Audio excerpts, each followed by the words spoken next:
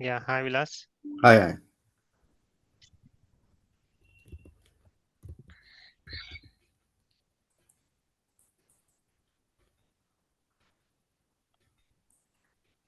We will start our today's topic. Asset accounting. Right.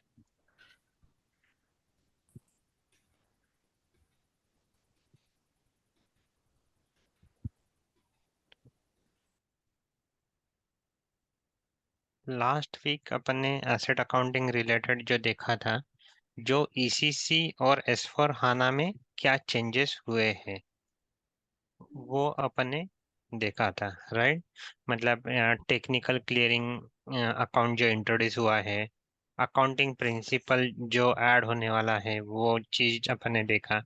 अभी आज जो asset accounting related SAP terminology में क्या क्या वर्ड यूज किए जाते हैं वो एक शॉर्ट में बताता हूँ और अपना कॉन्फ़िगरेशन स्टार्ट करता हूँ।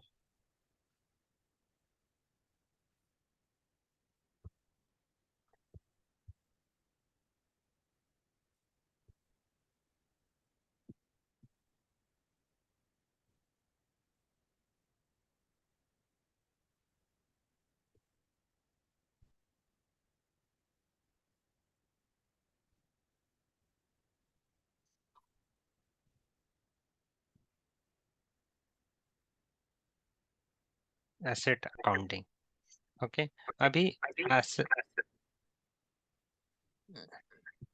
जैसे अपन जनरल लेजर सब मॉड्यूल था, जनरल लेजर सब मॉड्यूल में अपन ने देखा था कि जब भी अपन जनरल लेजर का सब मॉड्यूल यूज करते थे तो चार्ट ऑफ अकाउंट पूछा जाता है। मतलब general ledger master data creation हो गया, या chart of account group define करने के लिए हो गया, या अकाउंटिंग प्रिंसिपल मैप करते वक्त अपने को चार्ट ऑफ अकाउंट्स पूछा गया था। वैसे ही एसेट अकाउंटिंग में सबसे इम्पोर्टेंट चीज होती है चार्ट ऑफ डेप्रिसिएशन। जो भी एसेट अकाउंटिंग का जो भी अपन कॉन्फ़िगरेशन करने वाले हैं वो सारा जो है चार्ट ऑफ डेप्रिसिएशन के अंडर होने वाला है। ठीक है, और ये जो चार्ट ऑफ डेप्रिसिएशन जो है ये अपन कंपनी कोड को असाइन करेंगे। मतलब हर जगह जब भी आप मतलब एसेट अकाउंटिंग रिलेटेड जो भी एक्टिविटी करोगे आप एसएपी सिस्टम में, तो आपको क्या पूछा जाएगा, चार्ट ऑफ डेप्रिसिएशन। तो सेम मतलब आपको चार्ट ऑफ डेप्रिसिएशन ऐसे बनाना है कि जो यूजर मतलब याद रख सके, ऐसा आपको चार्ट ऑफ डेप्रिसिएशन बनाना पड़ेगा। अ, एक कंपनी कोड को एक ही चार्ट ऑफ डेप्रिसिएशन अपन असाइन कर सकते हैं, मगर एक चार्ट ऑफ डेप्रिसिएशन अपन मल्टीपल कंपनी कोड को असाइन कर सकते हैं। क्लियर? अभी ये हो गया चार्ट ऑफ डेप्रिसिएशन। और इसमें चार्ट ऑफ डेप्रिसिएशन क्रिएट करते वक्त जो एसएपी ने हर country specific chart of depreciation, sample chart of depreciation create करके रखे हैं, तो वही अपन कॉपी करेंगे। ठीक है। दूसरा आता है एसेट क्लास।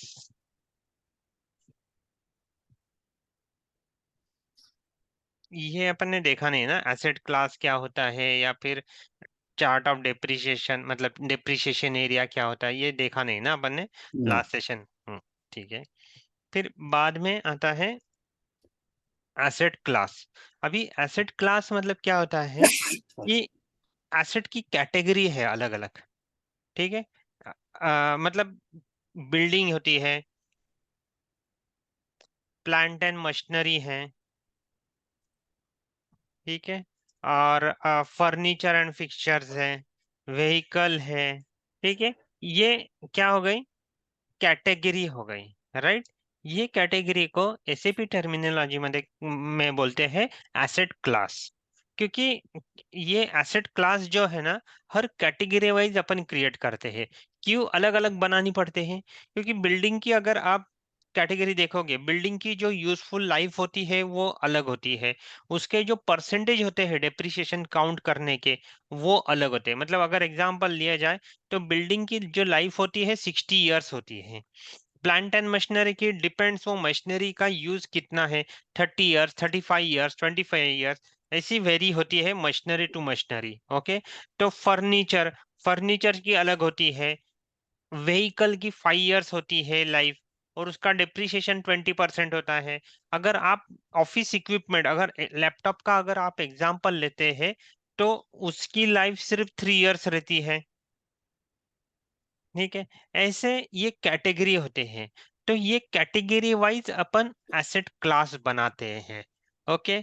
मगर ये जो एसेट क्लास जो है, अभी ये क्या हो गए मेरे, ये एसेट क्लास हो गए।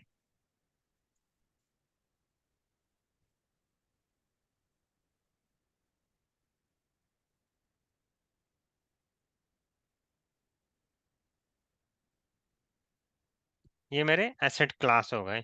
अभी ये एसेट क्लास में अपन क्या क्या चीजें असाइन करने वाले हैं। अभी इसमें आएगा सबसे पहले अपना तो स्क्रीन लेआउट। अभी स्क्रीन लेआउट का यूज क्या रहेगा कि जैसे ये मेरी बिल्डिंग है या प्लांट एंड मशीनरी है। अभी स्क्रीन लेआउट में क्या डिसाइड करते हैं अपन कि अपने को मास्टर डेटा क्रिएशन के टाइम कौन सी फील्ड अपने को रिक्वायर्ड है, कौन सी ऑप्शनल है, या कौन सी अपने को सप्रेस करनी है। अगर आप व्हीकल का एग्जांपल लेते हो, तो व्हीकल में आपको अगर व्हीकल का मास्टर डेटा क्रिएट कर रहे हैं, तो उस टाइम आपको व्हीकल का make, chassis number, insurance detail, RC number, ये सारे जो है वो मेंटेन करना चाहिए। क्योंकि एक व्हीकल है, जैसे अगर आप इनोवा गाड़ी लेते हैं, तो इनोवा अगर आपके कंपनी में 10 है, मगर ये जो मास्टर नंबर बनाया है 1 2 3 4, ये मास्टर डेटा बनाया है, ये स्पेसिफिक ये इनोवा का ही है, ये आप कैसे क्या आइडेंटिफाई करोगे। तो ये बाकी जो सारी चीजें हैं, यूनिक चीजें, उस उसको मेंटेन करना पड़ेगा, तो ही आप आइडेंटिफाई कर पाओगे। तो हर कैटेगरी, हर एसेट का जो है अलग अलग फील्ड होता है, राइट।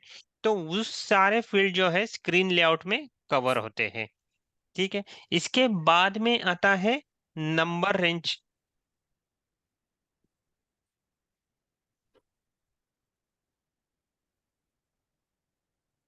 अभी नंबर रेंज क्या है। अभी हर कैटेगरी का आप नंबर सीरीज, जैसे अपन ने डॉक्यूमेंट टाइप देखे थे, ठीक है, हर डॉक्यूमेंट टाइप के अपन अलग अलग नंबर रेंज मेंटेन करते हैं।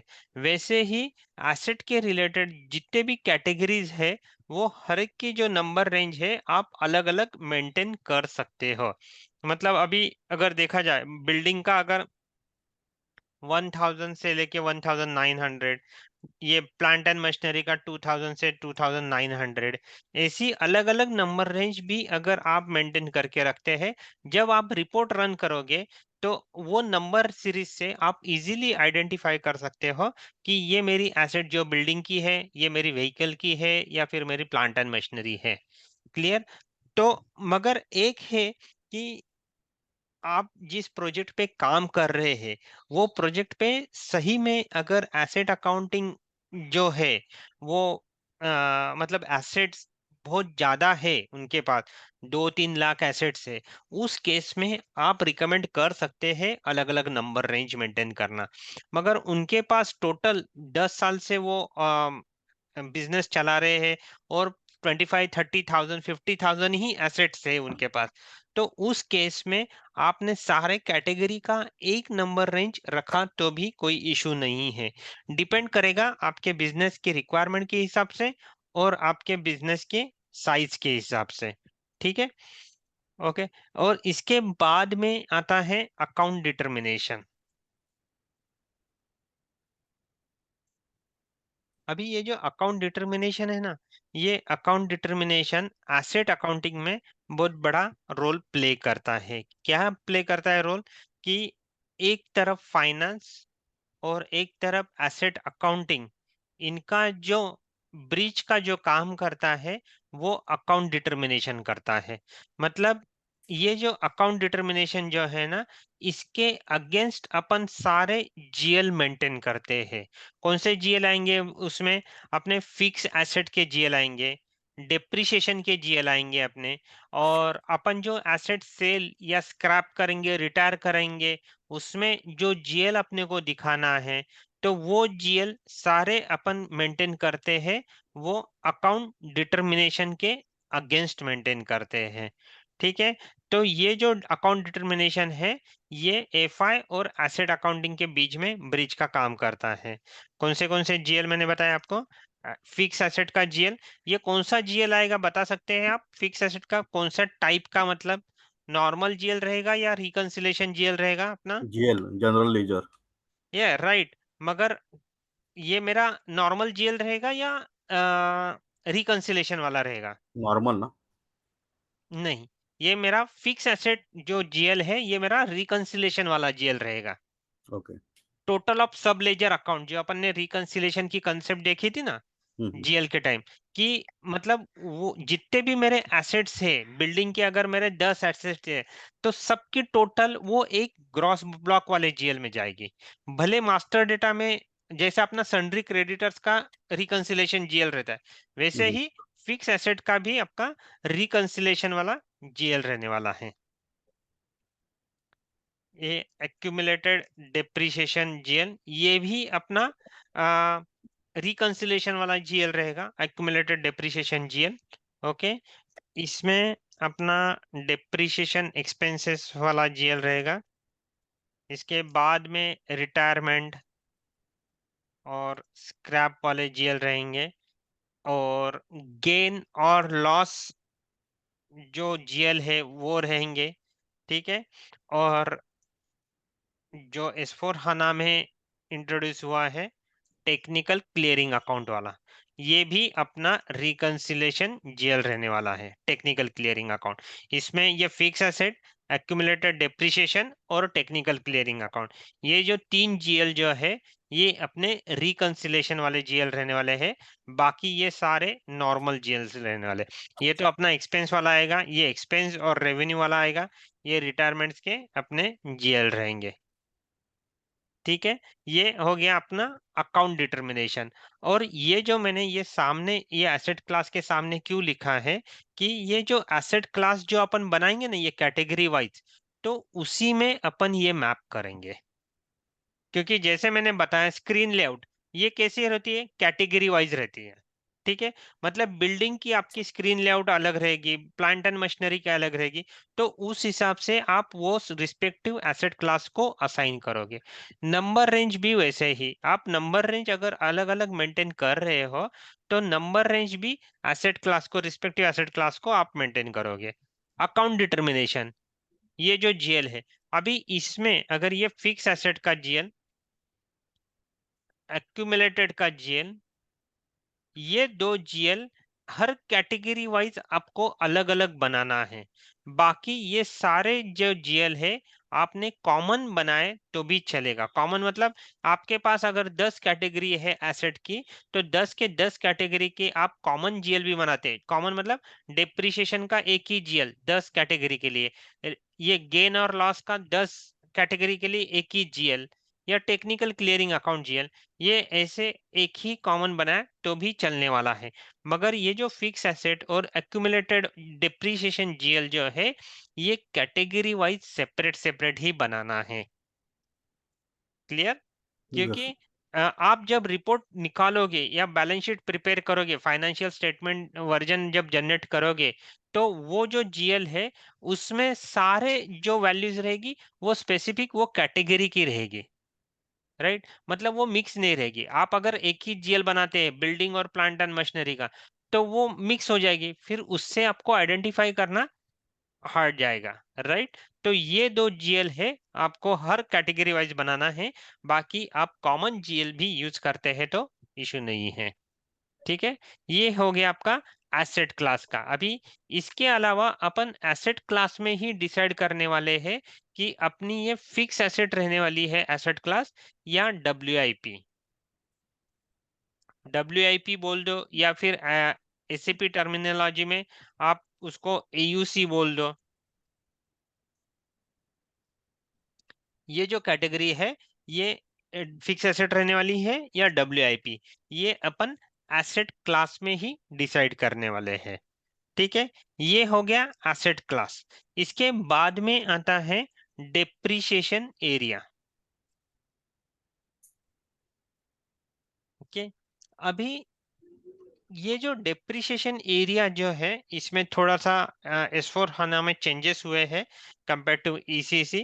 अभी क्या चेंजेस हुए हैं कि जैसे डेप्रिसिएशन एरिया इन शॉर्ट मतलब क्या है कि मेरे इंडिया में इस्टेब्लिश कंपनी है, ठीक है। उसका रिपोर्टिंग डो है, एक इंडियन अकाउंटिंग स्टैंडर्ड जो है,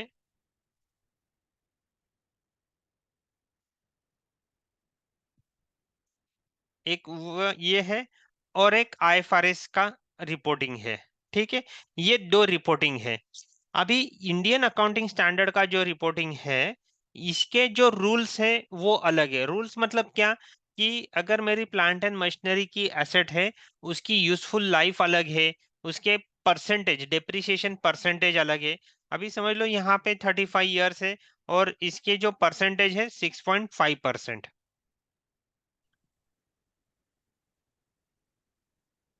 IFRS के रूल्स अलग है। वो क्या है कि 30 ईयर्स लाइफ है और 7.5 परसेंटेज है। तो आपके ये रूल अलग अलग हो गए। आपको दोनों जगह रिपोर्टिंग करना है, राइट। तो आपको उस हिसाब से एरिया बनाना है। मगर ये जो एरिया जो है ना अभी S4 हाना में, इसका लिंक अपना जो अकाउंटिंग प्रिंसिपल जो अपन ने बनाए थे FINSC_लेजर में, कौन से बनाए थे? एक बनाया था अपन ने लीडिंग लेजर और एक बनाया था अपन ने नॉन लीडिंग लेजर, राइट। तो इससे ये डेप्रिसिएशन एरिया का लिंक है। तो मतलब अभी जितने भी आप डेप्रिसिएशन एरिया बनाओगे, वो सारे डेप्रिसिएशन एरिया ये जो लेजर है इसके साथ अपने को असाइन करना है। क्लियर? क्लियर। अभी ये तो मैंने सिर्फ इंडिया में जो एस्टेब्लिश है उसका एग्जांपल दिया। अगर बाहर के कंट्री में आपका कोई प्लांट या कंपनी कोड है, वहां पे भी रिपोर्टिंग होता है। तो आपका ये नॉन लीडिंग लेजर में अपन करेंसी वगैरह सारे मैप करते हैं, और उस हिसाब से आप यहाँ पे उस कंट्री का मतलब AE गैप या US गैप, ये जो है अकाउंटिंग प्रिंसिपल, इसको मैप कर सकते हैं। ये जो अकाउंटिंग प्रिंसिपल का मैपिंग का जो कंसेप्ट है, ये S4 हाना में इंट्रोड्यूस हुआ है। तो ये जो अकाउंटिंग प्रिंसिपल मैप करने के कारण अपन ये यहाँ पे जितने भी अभी ये मेरे दो डेप्रिसिएशन एरिया है, ये मेरे डेप्रिसिएशन एरिया है। एक ये हो गया मेरा 0 1 और एक ये हो गया मेरा 10। अभी ये जो दो डेप्रिसिएशन एरिया है, ये मैं S4 हाना में रियल टाइम पे डेप्रिसिएशन पोस्ट कर सकता हूँ। किसके कारण? ये अकाउंटिंग प्रिंसिपल के कारण। ये जो अकाउंटिंग प्रिंसिपल असाइन करने के कारण। नहीं तो ECC में क्या था, सिर्फ ये जो 0 1 है मेरा लीडिंग लेजर है, इसमें ही सिर्फ रियल टाइम पे डेप्रिसिएशन पोस्ट कर सकता था। अभी यहाँ पे आप मतलब ये मैंने दो एग्जांपल दिए, मगर आपने अगर 3 या 4 भी डेप्रिसिएशन एरिया यहाँ पे असाइन कर दिए, तो उसमें आप डेप्रिसिएशन रियल टाइम पे पोस्ट कर सकते हो। क्लियर? ये हो गया आपका डेप्रिसिएशन एरिया। इसके बाद में है डेप्रिसिएशन की।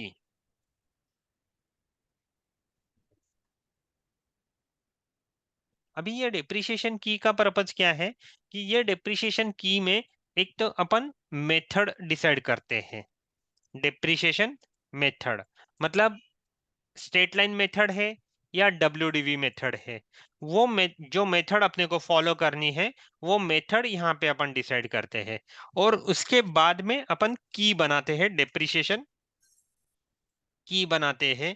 और ये जो की में अपन ये मेथड असाइन करते हैं, और ये की में अपन और क्या मेंटेन करते हैं, परसेंटेज। कि ये जो डेप्रिसिएशन की जो बना रही है, अब उसका लाइफ कितना रहेगा, और अपन उसके परसेंटेज कितना, 10%, 33.3%, जो भी परसेंटेज है वो यहाँ पे अपन डेप्रिसिएशन की में मेंटेन करने वाले हैं। ओके। और ये जो डेप्रिसिएशन की जो है, अभी मैं अलग से ग्राफ वाइज दिखाता हूँ कि इसको क्या असाइन किया जाता है। यहाँ पे बनाया है ना, ये मैं कॉपी करता हूँ।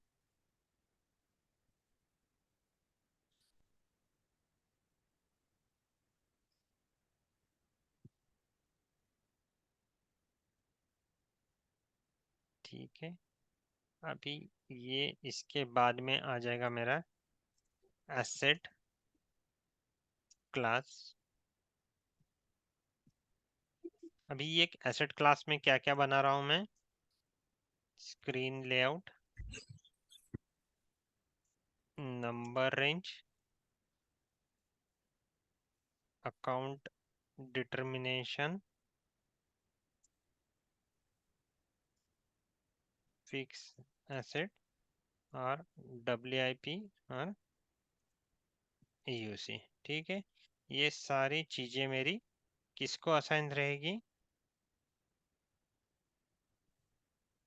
एसेट क्लास को असाइन रहेगी।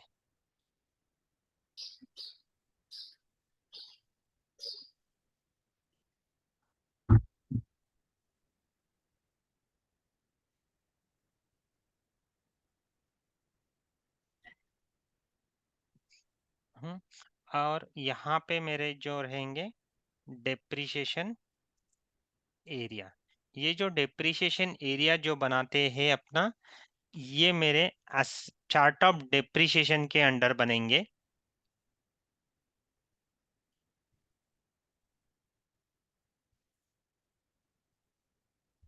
ठीक है, ये मेरे डेप्रिसिएशन हो रहा है। यहाँ पे मेरा डेप्रिसिएशन की रहेगा। ये जो डेप्रिसिएशन की मैं कहाँ पे असाइन करूंगा? ये एसेट क्लास पे असाइन करूंगा,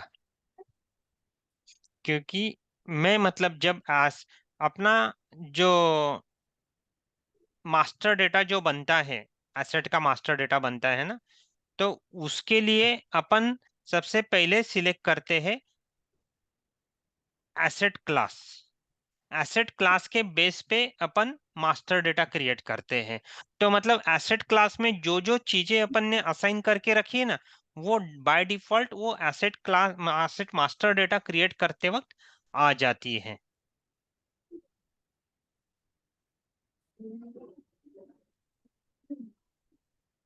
ये मेरा asset class chart of depreciation के अंडर रहेगा। ठीक है, और इसके बाद में मेरा आखिरी में जो आता है टेक्निकल क्लियरिंग अकाउंट। अभी टेक्निकल क्लियरिंग अकाउंट जो है, ये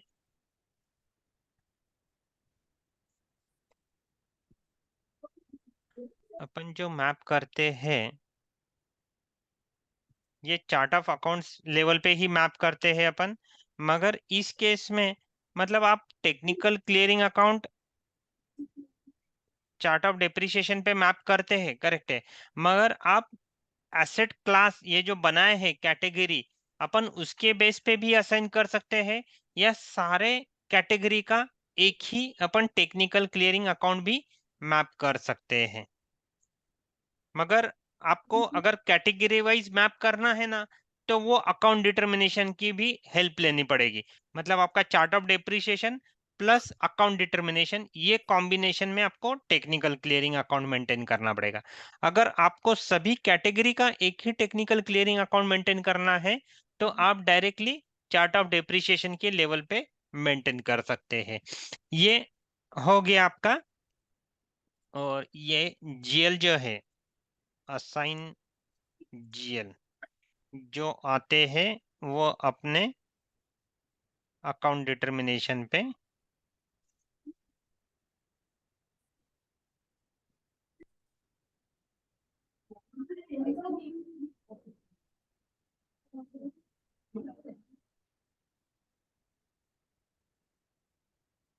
ये स्ट्रक्चर होता है एसेट अकाउंटिंग में। ठीक है, कंपनी कोड हर जगह अपन मतलब कंपनी कोड नहीं इंसर्ट करते। अपन क्या इंसर्ट करते हैं? चार्ट ऑफ डेप्रिसिएशन इंसर्ट करते हैं। क्लियर? ये स्ट्रक्चर समझ में आ गया? मतलब क्या किसको असाइन करना है, क्या करना है, कैसे फंक्शनलिटी होती है। अभी अपन इसका कॉन्फ़िगरेशन देखेंगे, एक एक चीज देखेंगे कैसे होता है। ठीक है, इसका पाथ है SPRO, IMG, financial accounting, asset accounting, organisational structure, और यहाँ पे है copy reference chart of depreciation and depreciation area. ठीक है, अभी यहाँ पे 3 पॉइंट्स दिए हैं। सबसे पहले copy reference chart of depreciation, जैसे मैंने शुरुआत में बताया था कि जो एसएपी ने जो country specific sample chart of depreciation बनाए हैं, वहीं से अपने को कॉपी कर लेना है। ठीक है, अभी जैसे आप कॉपी करोगे एसएपी का सैंपल जो चार्ट ऑफ डेप्रिसिएशन है, तो वो कॉपी करने के बाद उसके अंडर जितने भी एसेट क्लास बने हैं, वो एसेट क्लास में जितने भी स्क्रीन लेआउट बने हैं, वो सारे एज इट इज कॉपी हो जाएंगे। इवन वो जो एसेट क्लास में जो नंबर सीरीज जो मेंटेन की है ना, वो नंबर सीरीज भी अपनी आ जाएगी। मगर आपको अगर आपकी अलग नंबर सीरीज देनी है, तो यहाँ पे आप जब सेव करते हैं तब आपको पॉपअप आएगा, वहां पे आप नो दे सकते हो कि वो जो है एग्जिस्टिंग नंबर सीरीज है, वो मुझे नहीं चाहिए, मैं मेरी नई नंबर सीरीज मेंटेन करूंगा। राइट, तो वैसे ऑप्शंस अवेलेबल है आपके पास। और दूसरी चीज कि आप जब कॉपी कर रहे हैं, तो सैंपल चार्ट ऑफ डेप्रिसिएशन में जितने भी डेप्रिसिएशन एरिया बने हैं, वो सारे कॉपी हो जाते हैं। मगर जो भी आपके रिलीवेंट है, वो आप रख सकते हैं, बाकी के आप डिलीट कर सकते हैं। ठीक है, अभी ये मैं कॉपी कर रहा हूँ। कॉपी के लिए यहाँ पे ऑप्शन दिया हुआ है कॉपी ऑर्गेनाइजेशन ऑब्जेक्ट करके, ये मैंने क्लिक किया। फ्रॉम चार्ट ऑफ डेप्रिसिएशन मतलब यहाँ पे अपने को सोर्स देना है। सोर्स अपना क्या रहेगा? Sample chart of depreciation India. जिस कंट्री के लिए आपका प्रोजेक्ट रहेगा, वो सारे कंट्रीज, मतलब ये देखो 82 कंट्रीज यहाँ पे दिए हुए हैं। तो उसमें से जिस कंट्री के लिए आप है काम कर रहे हैं, वो कंट्री का आप कॉपी कर सकते हो। ठीक है, ये अपन इंडिया सिलेक्ट करते हैं, जीरो आयन वाला। ये मैंने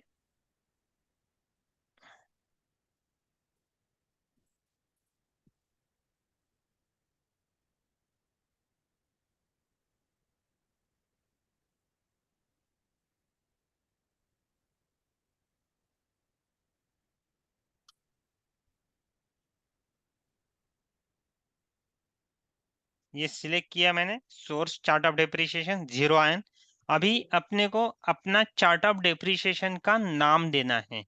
अभी जैसे मैंने शुरुआत में बताया था कि जो भी आप एसेट अकाउंटिंग में जब काम करोगे, एज ए एंड यूजर हो गया या फंक्शनल कंसल्टेंट हो गए, तो आप अगर एसेट अकाउंटिंग में काम कर रहे हैं, तो आपको चार्ट ऑफ डेप्रिसिएशन सिस्टम पूछेगी।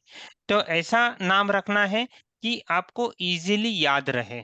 ठीक है, तो अपन यहाँ पे अपना जो कंपनी कोड जो है, वही नाम यहाँ पे देते हैं, HY01 करके। ठीक है, ये मैंने चार्ट ऑफ डेप्रिसिएशन करके दिया यहाँ पे, और ये कंटिन्यू किया। Do you really want to transfer number ranges? अभी यहाँ पे मुझे सिस्टम पूछ रही है कि जो सैंपल चार्ट ऑफ डेप्रिसिएशन में जो नंबर रेंज है, वो मुझे कॉपी करनी है क्या? अगर मैं ना बोलूं, तो वो मेरे कॉपी नहीं होंगे। ठीक है, अपन अपने खुद के नंबर रेंज मेंटेन कर सकते हैं। ये मेरे को टीआर नंबर पूछा, ये अपने टीआर है, इसमें मैं सेव कर रहा हूँ।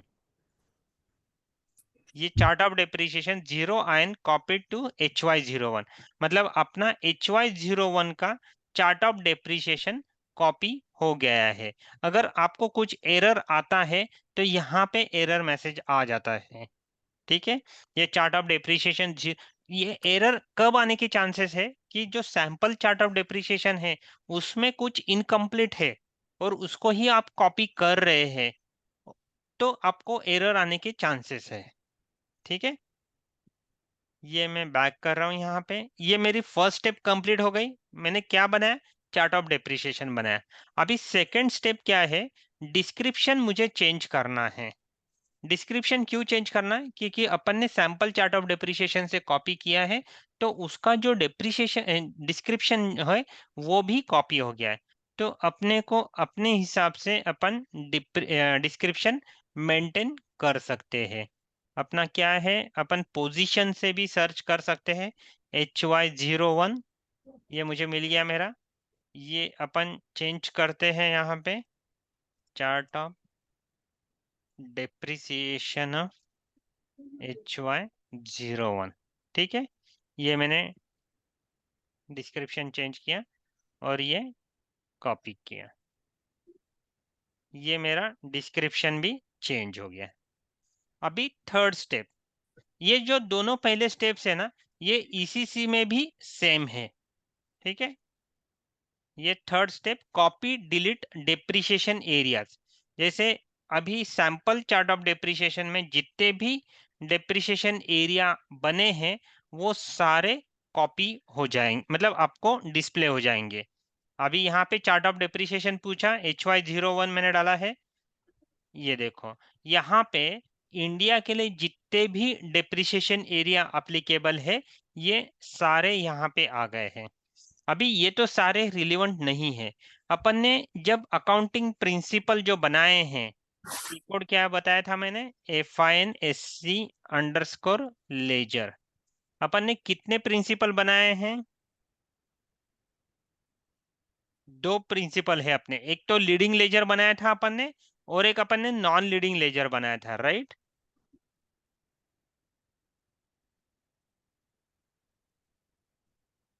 यहाँ पे दिख रहा है क्या नॉन लीडिंग लेजर अपना HY01 का, हाँ यहाँ पे है, ये अपन ने HY करके बनाया है नॉन लीडिंग लेजर, और ये एक्सटेंशन लेजर है। एक्सटेंशन लेजर में आपकी एंट्रीज नहीं होगी,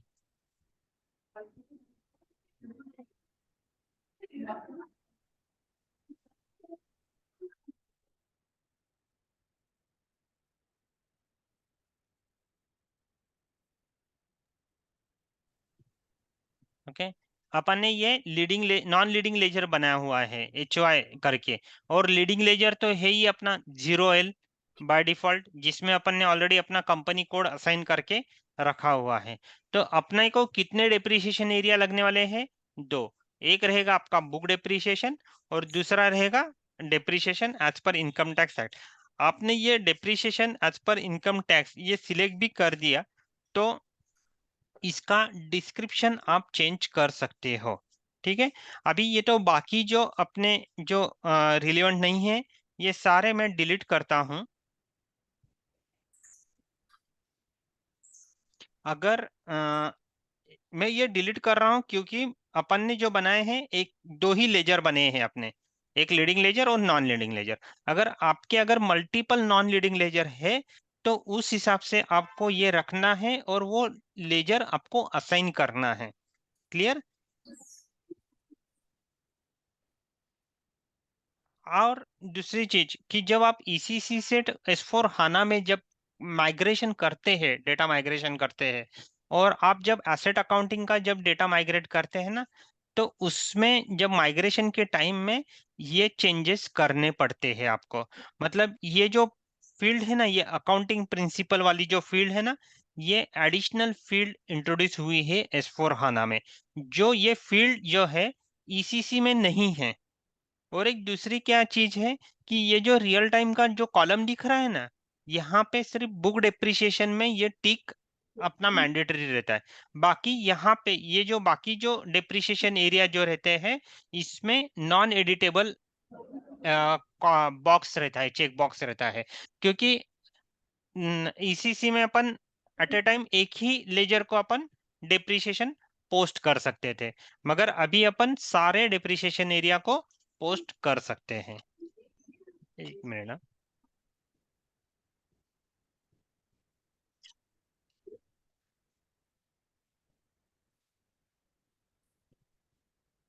क्लियर। यस। अभी जब तक आप है ना ECC टू S/4HANA माइग्रेशन करते वक्त आप जब अकाउंटिंग प्रिंसिपल जब तक आप मेंटेन नहीं करते हो तब तक आपको माइग्रेशन जो है ना वो स्टेप जहाँ पे आती है, मैं दिखाऊंगा वो पॉइंट अपने जब माइग्रेशन वाला टॉपिक आएगा तब, उसके आगे आपको जाने नहीं देगा वो सिस्टम जब तक आप अकाउंटिंग प्रिंसिपल मेंटेन नहीं करोगे, ठीक है। अभी ये मैं ओपन करता हूँ डिप्रिसिएशन एरिया, ये मेरा बुक डिप्रिसिएशन एरिया है। ये डिस्क्रिप्शन आप अगर चेंज करना चाहते हो तो आप चेंज कर सकते हो, ठीक है। यहाँ पे अकाउंटिंग प्रिंसिपल अपने को मैप करना है, ठीक है। ये अकाउंटिंग प्रिंसिपल अपना जो बुक डिप्रिसिएशन को कौन सा अपन मेंटेन करने वाले हैं, लीडिंग लेजर का। अभी अपन चेक करते हैं अपन ने अपने लीडिंग लेजर में कौन सा अकाउंटिंग प्रिंसिपल मैप किया है। ये मेरा टी कोड है लेजर का, ठीक है। FINSC_लेजर ये टी कोड है अपना। इसमें मैं कंपनी कोड सेटिंग्स में जाता हूँ। अपनी कंपनी कोड क्या है, HY01 में सर्च करता हूँ। ये मैंने सिलेक्ट की कंपनी कोड, और यहाँ पे अकाउंटिंग प्रिंसिपल में जा रहा हूँ। कौन सा अकाउंटिंग प्रिंसिपल मैप किया है मैंने, गैप का GAAP, ठीक है। तो यहाँ पे भी मुझे वही प्रिंसिपल मैप करना है। यहाँ पे दिख रहा है क्या गैप, ये है। मगर ये चेक करना है आपको, ये लेजर अकाउंटिंग प्रिंसिपल लिस्ट में गैप तो दिख रहा है, मगर वो टारगेट ग्रुप बराबर मेंटेन है कि नहीं वो भी देखना है आपको, ठीक है। अगर यहाँ पे 0L टारगेट ग्रुप मेंटेन नहीं है तो आपको एरर मैसेज देगा, ठीक है। अभी जैसे अपन ने जो HY जो टारगेट ग्रुप बनाए, नॉन लीडिंग लेजर बनाए, वो तो यहाँ पे नहीं है। वो कैसे मैप करते हैं वो भी मैं बताता हूँ। अभी तो अपन ये गैप ये सिलेक्ट करते हैं, उससे मेरा टारगेट लेजर आ गया, ठीक है। यहाँ पे ये 4 रेडियो बटन है, ये मैंने सिलेक्ट किया है area post in real time, क्योंकि मुझे इसका जो रियल टाइम पे पोस्ट करना है। ये सारे जो नीचे दिए गए हैं सिनेरियोज है अलग अलग, acquisition value, net book value, investment grant, revaluation, ये सिनेरियोज है जिस अकाउंट एसेट अकाउंटिंग के इसमें आते हैं। तो उसमें आपको पोस्टिंग कैसे चाहिए, सिर्फ पॉजिटिव पोस्टिंग चाहिए या सिर्फ निगेटिव पोस्टिंग चाहिए, या पॉजिटिव और निगेटिव दोनों चाहिए, या पॉजिटिव और जीरो अलाउ करना है, वैसे आपको ये सिलेक्ट करना है।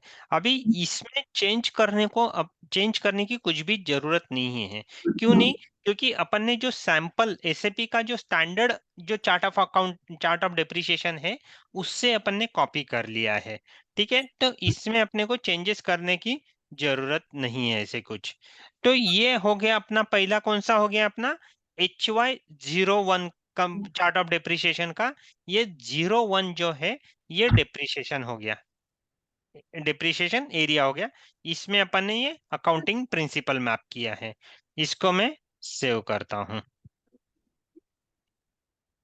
अभी यहाँ पे क्या बोल रहे हैं, HY01 area 15 accounting principle is not assign. मतलब जो सेकंड डिप्रिशिएशन एरिया है ना, उसमें अभी तक अकाउंटिंग प्रिंसिपल असाइन नहीं किया है, उसका एरर दे रहा है सिस्टम। जब तक आपको, आप जितने भी आप डेप्रिसिएशन एरिया यहाँ पे मेंटेन कर रहे हैं, जब तक आप अकाउंटिंग प्रिंसिपल मैप नहीं करते तब तक ये सेव करने नहीं देगा आपको। क्लियर, ये सेव करने नहीं देगा। अभी अपन 15 डेप्रिसिएशन एरिया वाला चेक करते हैं। यहाँ पे मैं अकाउंटिंग प्रिंसिपल ढूंढता हूँ। अभी अपन ने कौन सा अपना HY, ये नॉन लीडिंग लेजर है अपना टारगेट लेजर, ठीक है। मगर उसका अकाउंटिंग प्रिंसिपल अपन ने क्या असाइन किया है वो चेक करते हैं। ये मैंने HY सिलेक्ट किया,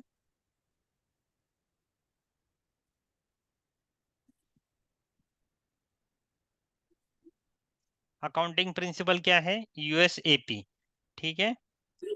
अभी यहाँ पे मैं सर्च करता हूँ, USAP यहाँ पे दिख रहा है, मगर यहाँ पे अपना टारगेट लेजर नहीं है, राइट। यहाँ पे अपना टारगेट लेजर नहीं है। अपना टारगेट लेजर क्या है USAP का, HY है। यूएसएपी का अपना लेजर कौन सा है, HY है, जो यहाँ पे नहीं दिख रहा है। तो वो अपने को पहले मेंटेन करना पड़ेगा। तो वो कहाँ से मेंटेन करते हैं वो मैं बताता हूँ। इसको मैं वापस बैक जा रहा हूँ, इसमें नो कर रहा हूँ चेंजेस। मतलब अपने ये जो दो पहले चेंजेस है उतने ही सेव हुए हैं, डेप्रिसिएशन एरिया वाले अभी तक चेंजेस सेव नहीं हुए हैं। अभी वो कहाँ से मैप करते हैं, यहाँ पे general, sorry, financial accounting global settings में, लेजर्स में, यहाँ पे पैरेलल अकाउंटिंग में assign accounting principle to ledger groups, यहाँ पे अपने को मेंटेन करना है। ठीक है। अभी ये मैं न्यू एंट्रीज में गया, मैं यहाँ पे कौन सा अकाउंटिंग प्रिंसिपल है अपना, यूएसएपी, राइट। ये मैंने सिलेक्ट किया, ये यूएसएपी। और अपना टारगेट लेजर कौन सा है, एच वाई है। यहाँ पे ड्रॉप डाउन में आ गया, ये मैंने एंट्री ऑलरेडी यूएसएपी की ऑलरेडी एग्जिस्ट है, तो वो 0L में मेंटेन है ना, तो अपन उसको डिलीट करते हैं।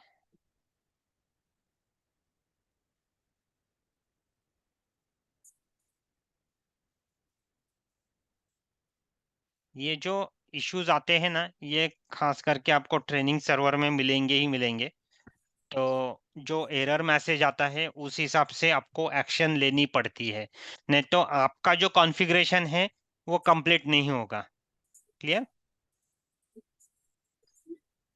अभी यहाँ पे मुझे एरर नहीं आया। अभी क्यों एरर आ रहा था, क्योंकि ये जो अकाउंटिंग प्रिंसिपल है ना, जो ऑलरेडी पहले 0L जो टारगेट लेजर को मैप करके रखा था, अभी यहाँ पे ये जो अकाउंटिंग प्रिंसिपल है ना, ये इनपुट की है, सिंगल इनपुट की है।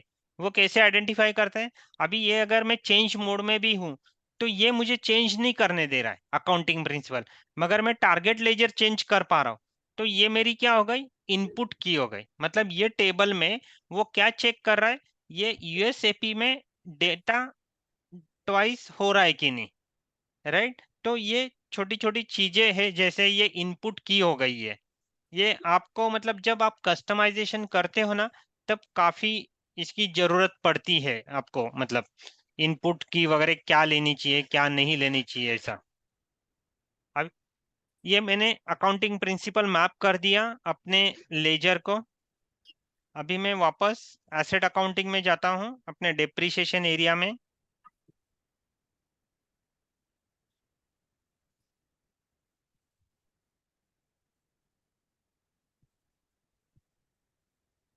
HY01, यहाँ पे मुझे वापस ये सारे डिलीट करने पड़ेंगे जो मैंने सेव नहीं हुए थे मेरे एरर के कारण। यहाँ पे मैं मेरा कौन सा था अपना, ये गैप था, और यहाँ पे मैं मेंटेन करता हूँ। ये आ गया अभी यूएसएपी और एचवाई लेजर आ गया है यहाँ पे। ये जब तक अब मतलब अभी पहले दिख रहा था, आप वो सिलेक्ट भी करते ना तो आपको एरर मैसेज देता, क्योंकि आपका टारगेट जो ग्रुप है वो अलग है आपका, राइट। तो ये देख लेना जरूरी है और मैपिंग करना जरूरी है आपका। ये मैंने यूएसएपी दिया। अभी यहाँ पे एरिया डज नॉट पोस्ट करके ऑप्शन दिया है, मगर आपको अगर ये 15 जो डेप्रिसिएशन एरिया बनाया है उसको भी आपको रियल टाइम पे पोस्ट करना है, तो आप ये सिलेक्ट कर सकते हो। अगर मैं ये ईसीसी में अगर मैं सिलेक्ट करता ये 15 वाले को, तो ये सेव करते वक्त मुझे एरर मैसेज देते हैं। अभी यहाँ पे मेरा कुछ भी एरर नहीं है, ये तो मेरे 4 वार्निंग मैसेज है यहाँ पे। ठीक है, वार्निंग मैसेज अपन एंटर प्रेस करके आगे चल सकते हैं। ठीक है, ये मेरा हो गया सेव। अगर कुछ भी एरर आता है यहाँ पे, तो यहाँ पे मुझे सेव करने नहीं देता है। एरर मतलब क्या, कि जैसे ये मैंने बताया कि यूएसएपी और एचवाई ये मैप नहीं है, ये एक एरर मैसेज आ जाता है, तो ये मुझे सेव नहीं करने देता। अभी अपन ने दो डेप्रिसिएशन एरिया बनाए, उसको अकाउंटिंग प्रिंसिपल भी मैप किए। ये अकाउंटिंग प्रिंसिपल मैपिंग की जो एक्टिविटी है, ये S4 हाना में ही इंट्रोड्यूस हुई है, जो ईसीसी में नहीं थी। और ये जो देख रहे हैं दोनों ऑप्शंस रियल टाइम में, ये भी ऑप्शंस S4 हाना में ही अवेलेबल है। ईसीसी में आप ये दोनों ऑप्शंस रियल टाइम नहीं सिलेक्ट कर सकते। क्लियर। यस। ये हो गया मेरा डेप्रिसिएशन एरिया। अभी डेप्रिसिएशन एरिया बन गया मेरा, चार्ट ऑफ डेप्रिसिएशन बन गया, उसका डिस्क्रिप्शन भी चेंज हो गया मेरा। अभी मेरे को ये जो चार्ट ऑफ डेप्रिसिएशन जो बनाया है ना मैंने, वो मुझे कंपनी कोड में असाइन करना है। अगर कुछ इनकंसिस्टेंसी है अपने चार्ट ऑफ डेप्रिसिएशन में, ठीक है, तो वो अपने को कंपनी कोड में असाइन नहीं करने देता है। इनकंसिस्टेंसी बोल दो या कुछ इनकम्प्लीट रह गया है अपना मेंटेन करते वक्त, तो भी अपने को एरर देगा। अभी देखते हैं अपन कि मेरा तो डेप्रिसिएशन एरिया तो सेव कर दिया उसने, मगर मुझे असाइन करने दे रहा है कि नहीं। क्या क्या एक्टिविटी देखी अभी तक अपन ने? चार्ट ऑफ डेप्रिसिएशन देखा अपन ने, ये मैं ग्रीन करता हूँ। डेप्रिसिएशन एरिया अपन ने देखा है, ये भी मैं ग्रीन कलर कर देता हूँ, ठीक है। अभी इसके बाद में यहाँ पे लिखता हूँ मैं assign chart of depreciation to company code. ये अभी एक्टिविटी देखते हैं। पाथ सेम है, SPRO, IMG, financial accounting, asset accounting, organisational structure, assign chart of depreciation to company code, ठीक है। ये मैंने एग्जीक्यूट किया। यहाँ पे मैं मेरी कंपनी कोड सर्च करूंगा, HY01, ठीक है। अपना चार्ट ऑफ डेप्रिसिएशन जो है, यहाँ से ड्रॉप डाउन से मैं फाइंड करूंगा क्या बनाया है अपन ने, HY01, ठीक है।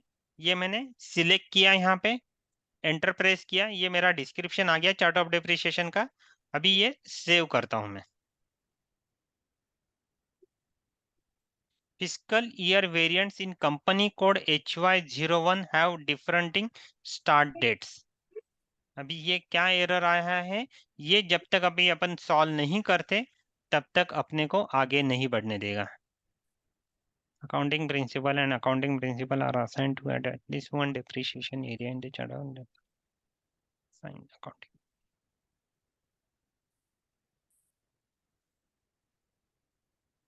Okay.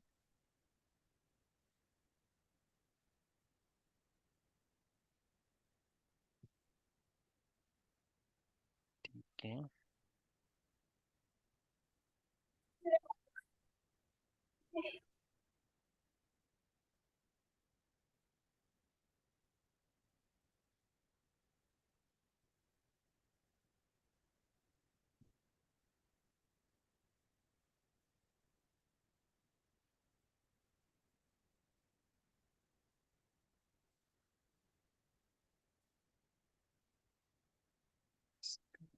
टी कोड है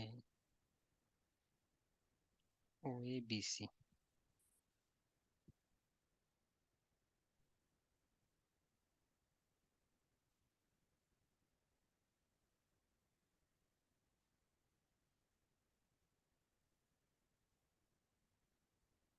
ओके, ये जो टी कोड है, अभी जो एरर आ रहा है ना अपने को, तो उसके लिए मतलब अलग अलग अपने को अभी जो भी एरर आ रहा है वो सॉर्ट करना पड़ेगा अपने को। तो ये एक टी कोड है, OABC करके टी कोड है। यहाँ पे depreciation area rules for value take over. अभी ये जो है ना, अभी बुक डेप्रिसिएशन मेरा 0 0 है, और यहाँ पे जो डेप्रिसिएशन जो अपन ने बनाया है एडिशनल 15 वाला, इसको भी अपने को 0 0 करना पड़ेगा। ओके, T093 में नहीं बना है, HY01 डज नॉट एग्जिट। अच्छा, तो उसके पहले मुझे OB84, नहीं, SPRO अकाउंटिंग,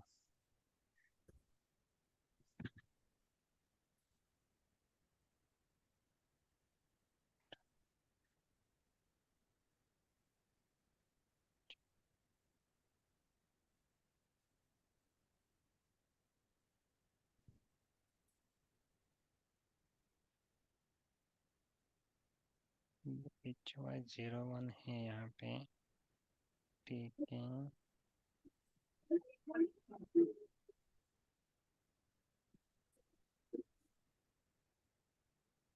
HY01 भी यहाँ पे भी मैप है।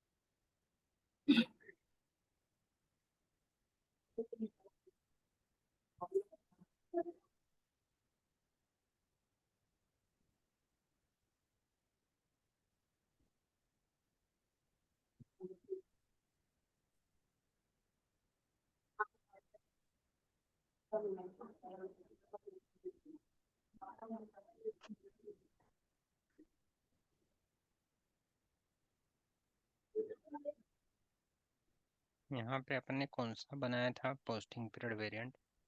School year variant H Y ही बनाया है या क्या बनाया है?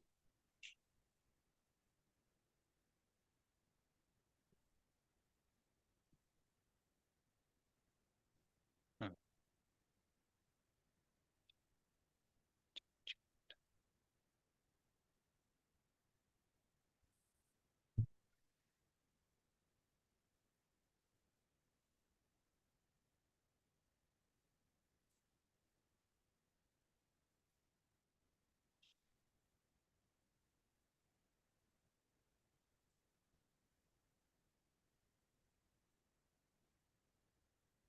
0L पे भी चेक कर लेता हूँ कौन सा फिजिकल ईयर वेरिएंट अपना मैप है।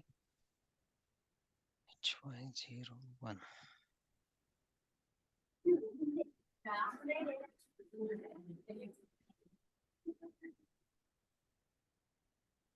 यहाँ पे है वही सेम। ठीक है,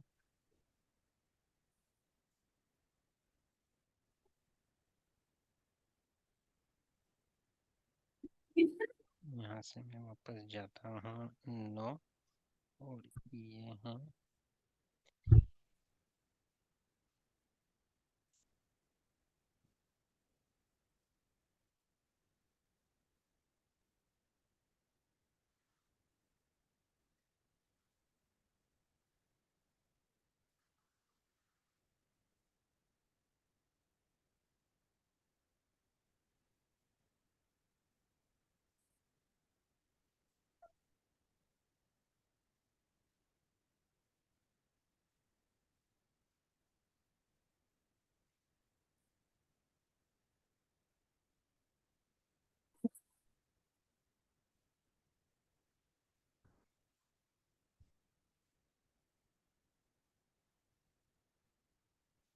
ट्राई करते हैं।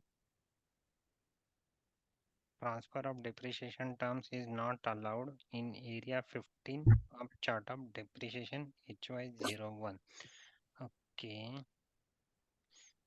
यहाँ पे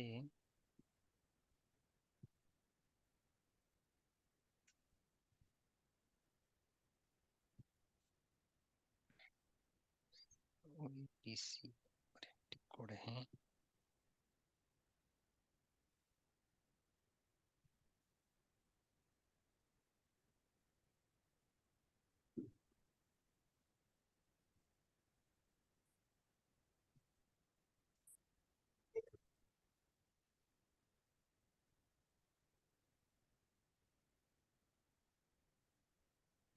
OE84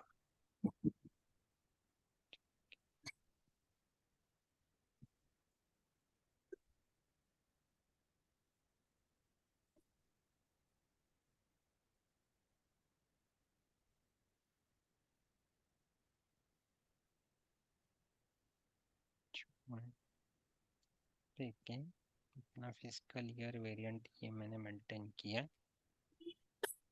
एरर कुछ नहीं है। टेस्ट रन हटाया।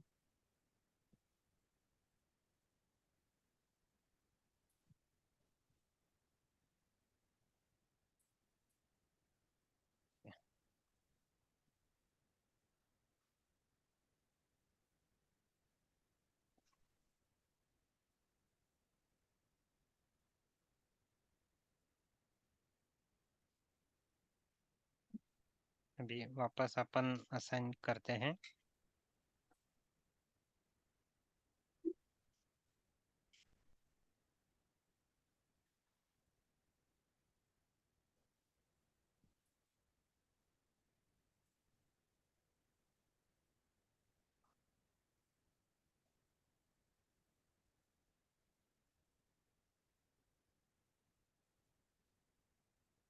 असाइन चार्ट ऑफ डेप्रिसिएशन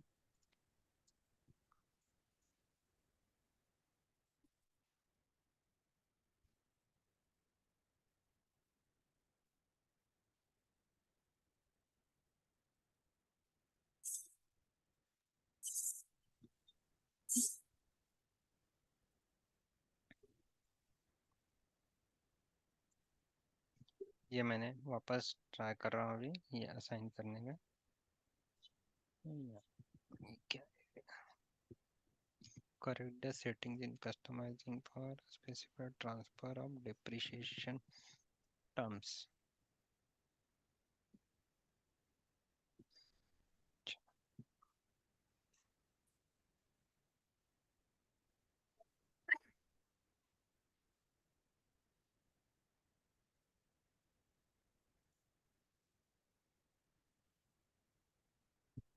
अब ये हो जाएगा अपना मेंटेन।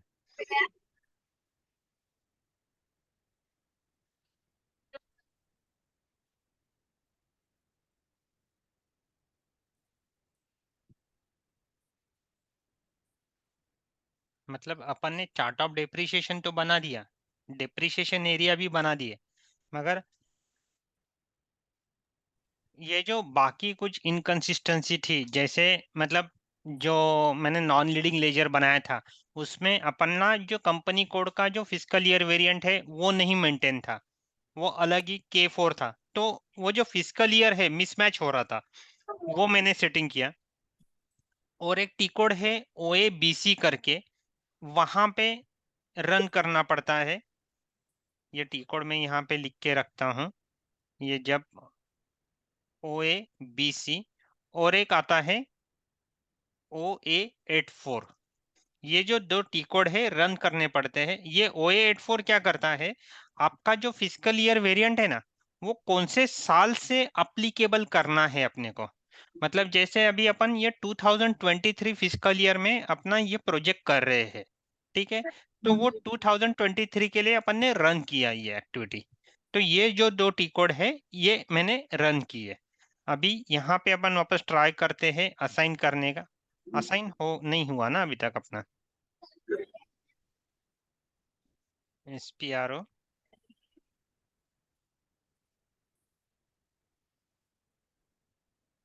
यहाँ पे है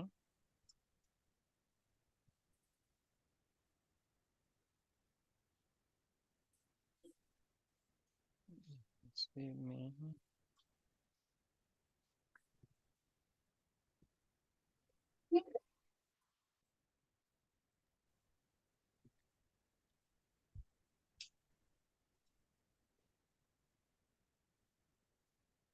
financial accounting, asset accounting, organisational structure, assign chart of depreciation.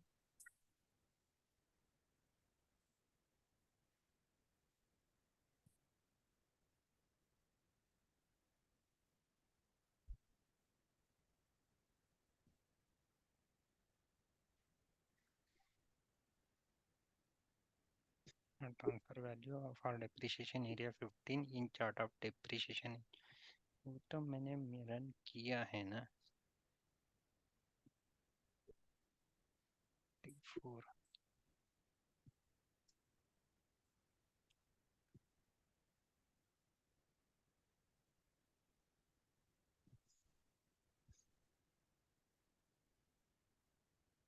तो एरर कुछ नहीं है, ठीक है।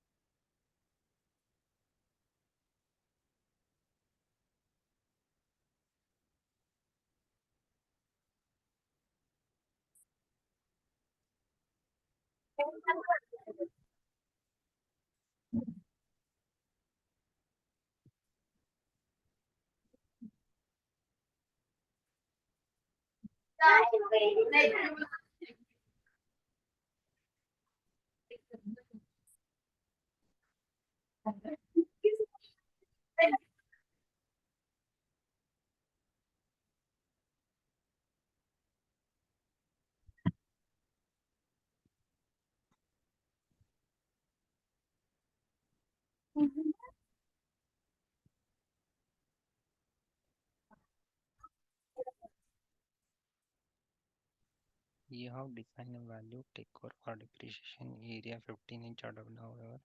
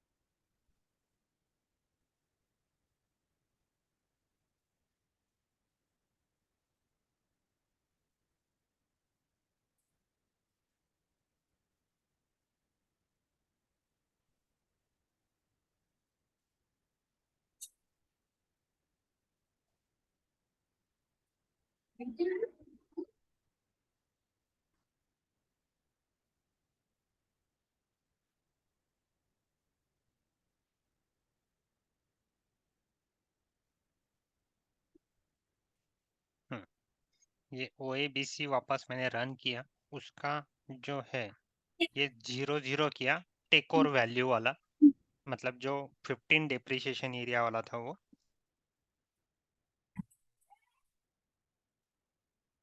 और वो सेव किया। तो मुझे ये चार्ट ऑफ डेप्रिसिएशन असाइन करने के लिए अलाउ किया। मगर अभी यहाँ पे दूसरा एरर आया है। यहाँ पे अभी यहाँ पे एरर क्या आ रहा है? Input tax code for non taxable transactions for company code HY01 missing. मतलब अभी यहाँ पे ये जो एरर मैसेज है ये क्यों आ रहा है कि अपन ये जो चार्ट ऑफ डेप्रिसिएशन जो बना रहे हैं HY01, इसमें जब अपन एसेट मास्टर डेटा बनाएंगे, एक्विजिशन बनाएंगे, तो वो जो एक्विजिशन करेंगे तब आपका टैक्सेस एप्लीकेबल होगा, राइट? जीएसटी टैक्स होगा। इन आप जब परचेस करोगे तो इनपुट टैक्स आएगा, सेल करोगे आउटपुट टैक्स आएगा आपका। तो उस हिसाब से आपको टैक्स कोड जो बनाए हैं वो मेंटेन करना है। मगर ये जो टैक्स कोड जो कौन से मेंटेन करेंगे अपन? जो 0% वाले टैक्स कोड रहेंगे, क्योंकि जरूरी नहीं है कि आपके फिक्स ही टैक्स कोड रहेंगे, 5% वाले ही रहेंगे या 9% वाले, 18% वाले, ऐसे फिक्स नहीं है, राइट? वो एसेट टू एसेट वेरी होते रहेंगे। तो अभी यहाँ पे अपने को 0% वाले जो टैक्स कोड जो अपन ने बनाए हैं वो मेंटेन करना है। पहले वो कहाँ पे मेंटेन करेंगे वो देखते हैं। अभी यहीं पे ये पाथ जो है SPRO, financial accounting, asset accounting, general valuation. General valuation में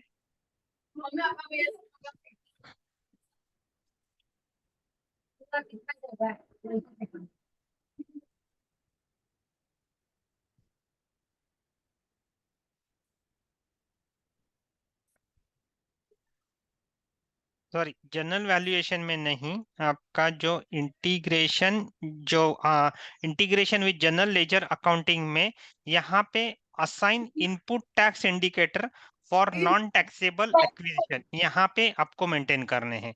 ये आपके जो रहेंगे ये कंपनी कोड लेवल पे मेंटेन करना है। कंपनी कोड में सर्च करता हूँ HY01, यहाँ पे इनपुट टैक्स और आउटपुट टैक्स, और यहाँ पे मैंने दिया इनपुट टैक्स V0 और आउटपुट टैक्स A0। ये मैं क्यों दे रहा हूँ input tax output tax V0 A0? अपन ने जब इनडायरेक्ट टैक्स प्रोसीजर अपन ने देखी थी टैक्स क्रिएशन के टाइम, जीएसटी का, तो वहां पे यहाँ जब अपन टैक्स कोड क्रिएट करते हैं ना, तो ये जो टैक्स टाइप है, ये टैक्स टाइप में ए और वी ये दिया है। A stand for output tax and V stand for input tax. तो मतलब अपन ने इसलिए यहाँ पे V0 और A0 बनाए। अगर आप रेगुलर प्रैक्टिस भी अगर देखोगे तो जो 0% वाले टैक्स कोड होते हैं ना, इनपुट टैक्स का जो होता है नॉमेनक्लेचर वो V0 ही होता है, और आउटपुट का जो होता है A0 होता है, इसलिए यहाँ पे मैंने V0 और आउटपुट के लिए A0 मेंटेन किया है। मतलब एक्चुअल में आपको बनाने पड़ेंगे वो विथ 0% वाले। अभी तो अपने को ये सिस्टम अलाउ कर देगी विथ वार्निंग मैसेज, ठीक है, क्योंकि यहाँ पे ये मैंडेटरी फील्ड नहीं, मैंडेटरी यहाँ पे दिखा नहीं रहा है, मगर अपने को चार्ट ऑफ डेप्रिसिएशन जब कंपनी कोड को असाइन करते हैं तब मैंडेटरी है ये, तो इसलिए यहाँ पे मेंटेन करना जरूरी है। अभी ये मैंने मेंटेन कर दिए और ये सेव कर रहा हूँ, ये मेरा डेटा सेव हो गया, ठीक है। मैंने V0 A0 ये मेंटेन किया। मतलब इससे मैं क्या कर सकता हूँ कि अगर मेरा जीएसटी अगर अप्लीकेबल नहीं रहा तो बाय डिफॉल्ट ये मेरे V0 या A0 टैक्स कोड आ जाएंगे। अगर जीएसटी अप्लीकेबल रहा, परसेंटेज देना है, जो भी परसेंटेज के टैक्स कोड बने हैं वो मैं ट्रांजेक्शन के टाइम सिलेक्ट करूंगा। Clear?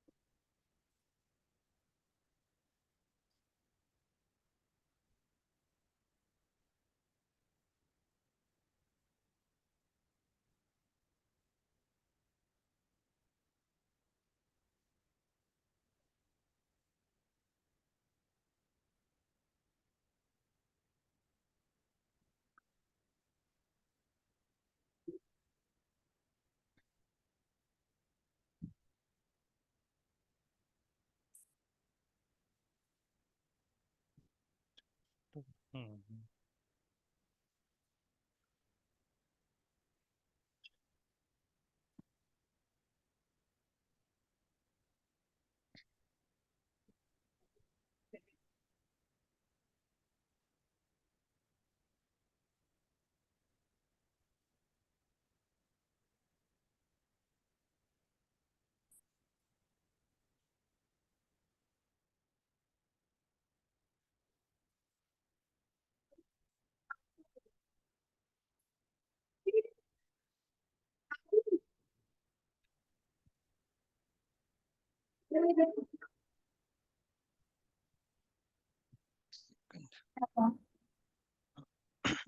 Rajendra, are you there?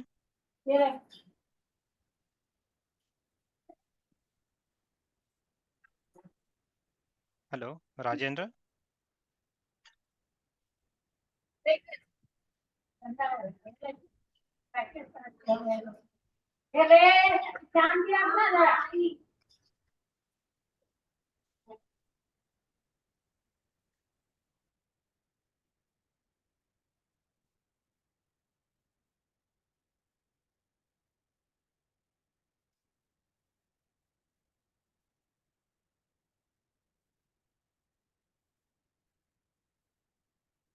Server का लॉगिन नहीं हो रहा है। विलास, आप लैपटॉप के सामने होगे तो चेक कर सकते हैं आपका एक्सेस चल रहा है क्या?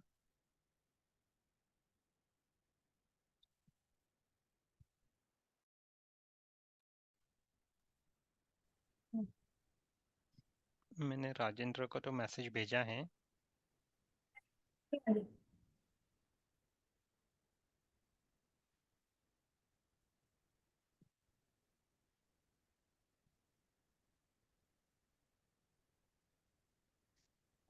मैं कॉल करता हूँ राजेंद्र को।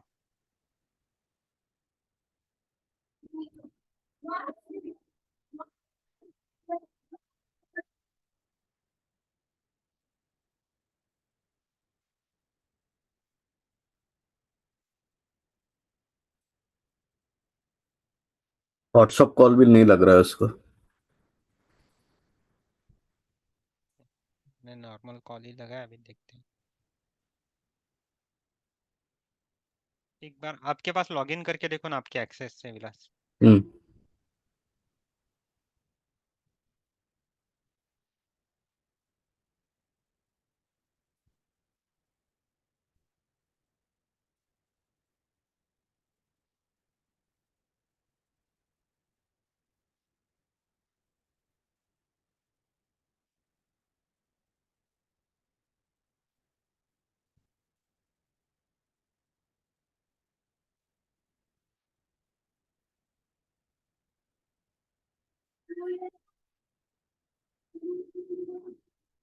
रबड़ लेके आए।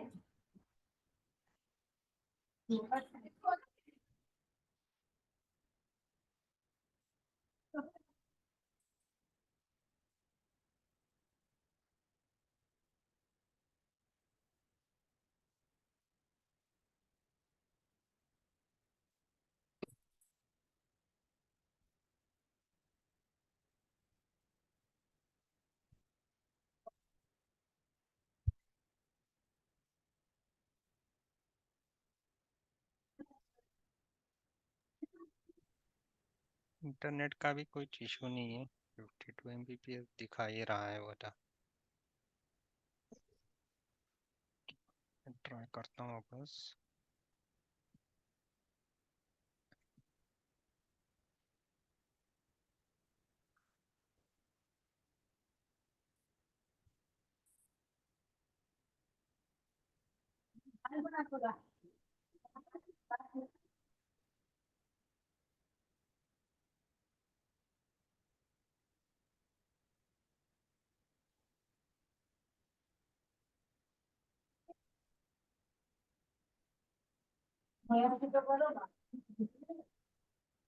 नहीं हो रहा है।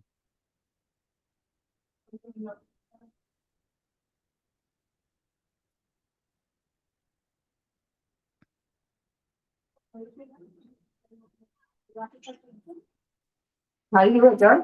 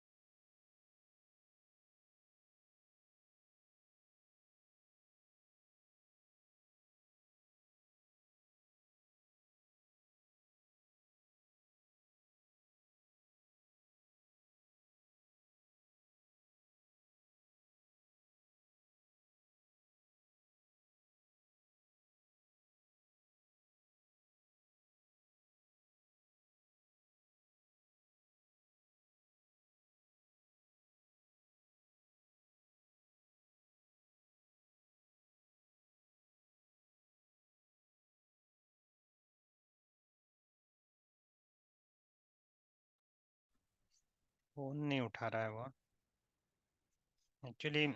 मतलब आप लाइव प्रोजेक्ट पे जब काम करते हैं तभी भी आपको ये सर्वर के इश्यूज आ सकते हैं, मतलब ऐसे। मगर बहुत रेयर आते हैं वो एक्चुअल में, क्योंकि वहाँ पे जब लाइव में काम करते हैं तो आपके दो दो बैकअप रहते हैं। मतलब एक बैकअप अगर बंद पड़ गया तो दूसरा बैकअप पे वो ऑटोमेटिकली शिफ्ट हो जाता है वो पूरा। और रेगुलरली उसका मॉक ड्रिल वगैरह भी होता है वो बैकअप का, मतलब।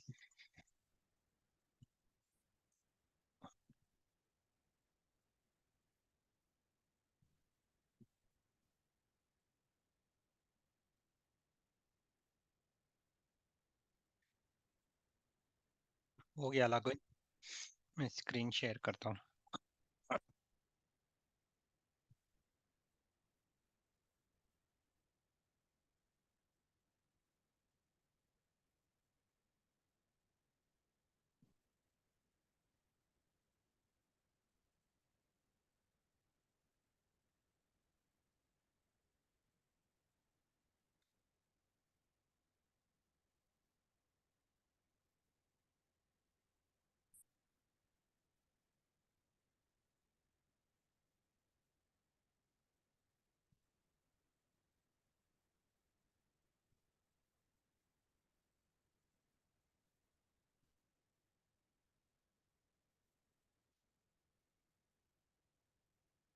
स्क्रीन दिख रही है मेरी? रिकॉर्डिंग चालू है ना? Hello Vilas, Deepa, yes are yes. You? अभी यहाँ पे मैंने ये V0 A0 ये मेंटेन किया, ठीक है, ये मैंने सेव कर दिया, ठीक है। अभी अपन ट्राई करते हैं वापस अपना chart of depreciation company code को असाइन करने के लिए। जब तक वो पूरी इंफॉर्मेशन अपन कंप्लीट नहीं करते तब तक वो अपने को असाइन करने नहीं देगा वो। ये मैंने वापस चार्ट ऑफ डिप्रिसिएशन डाला और ये सेव किया। अभी मुझे एक भी एरर नहीं आया, मतलब मेरा चार्ट ऑफ डिप्रिसिएशन ये जो है ये प्रॉपर क्रिएट हुआ है।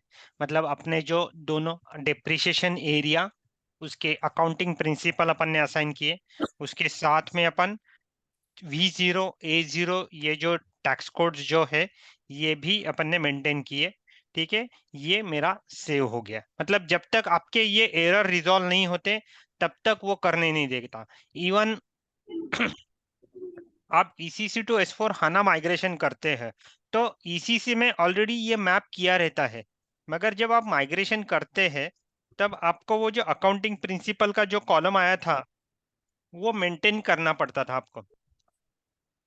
तो वो अगर उसमें कुछ इनकंसिस्टेंसी है या कुछ अकाउंटिंग प्रिंसिपल क्रिएट करते वक्त आपने गलती कर दी, या फिर आप डिप्रिसिएशन एरिया 2 बना रहे हो और आपने अकाउंटिंग प्रिंसिपल 1 बने हैं, तो उस टाइम भी आपको एरर देता है, मतलब आपको वहां पे सेव नहीं करने देता। मतलब आप जब माइग्रेशन करोगे ना तो आपको एरर दिखाता जाएगा, वो आगे बढ़ेगा नहीं वो सिस्टम माइग्रेशन में।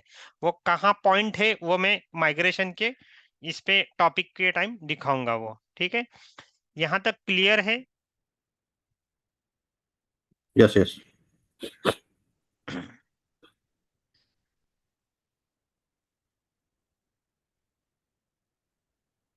ये assign chart of depreciation to company code ये भी हाँ, मेरा एक्टिविटी। मेरा एक क्वेश्चन है। हाँ, ये जो नंबर लिखा है ना, दैट स्क्रीनिंग लेआउट के नंबर हाँ, और एसेट कोड नंबर, कौन से? जो नंबर बोला था ना, डिप्रेशन एसेट क्लास के बाजू में ये वाले, स्क्रीनिंग। हम्म। ये डेप्रिसिएशन एरिया 0 1 10 ये वाले। नहीं नहीं नहीं, नो नो नो, ये एसेट क्लास के बाद screening layout and number of range. हाँ, नंबर ऑफ रेंज, हाँ ये वाला। नंबर ऑफ, हाँ, नंबर ऑफ हाँ, range means that asset code ना। नहीं नहीं नहीं, ये एसेट कोड नहीं, ये नंबर रेंज। मतलब क्या दे रहे अपन, ये जो कैटेगरी बना रहे हैं ना इसकी हुँ, नंबर सीरीज दे रहे अपन। जैसे ये मेरी नंबर सीरीज है, मतलब आपकी ये जो बिल्डिंग की जो मास्टर डेटा जो बनेगा ना हुँ, वो नंबर इसमें फॉल होगा आपका ये नंबर सीरीज से। ओके।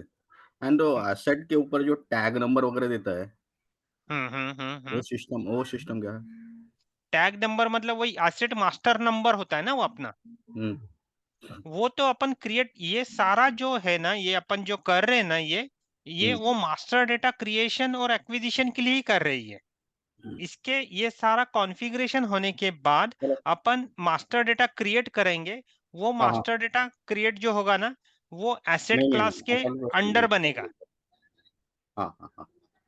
ये एसेट क्लास के अंडर बनेगा और वो एसेट क्लास जो अपन सिलेक्ट कर रहे हैं, अभी जैसे समझ लो मैंने प्लांट एंड मशीनरी ये कैटेगरी सिलेक्ट की, ठीक है, मास्टर डेटा क्रिएट करते वक्त। और अभी मैंने यहाँ पे नंबर्स रेंज क्या मेंटेन की है, 2000 से लेके 2999 तक।